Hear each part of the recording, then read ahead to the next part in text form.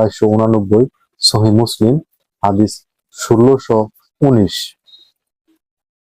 নবী করিম সাল্লাল্লাহু আলাইহি সাল্লাম প্রথম দিকে ঋণগ্রস্ত ব্যক্তিদের জানাজা পড়তেন না, যাতে মানুষ ঋণ নেওয়া ব্যাপারে খুব কঠোর হয় এবং ভয় পায় এবং দায়বদ্ধ থাকে।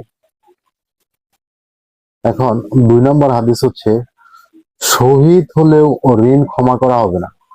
রাসূলুল্লাহ সাল্লাল্লাহু আলাইহি সাল্লাম বলেন, শহীদের সব গুনাহ মাফ করা হবে, কিন্তু ঋণের ব্যাপারে আপোষ করা হবে না।